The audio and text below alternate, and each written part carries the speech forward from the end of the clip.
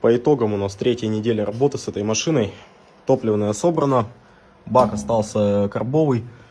Здесь у нас газелевский бензонасос, ваговский фильтр с регулятором давления.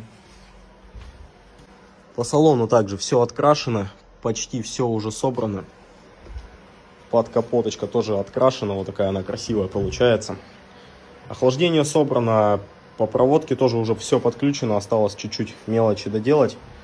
Сразу же переварили, не видно будет, наверное, переварили увеличенный поддон со шторками противоотливными, шкив коленвала с репером 60-2 под январь.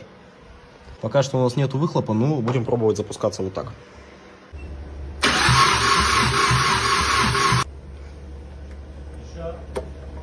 Давай еще.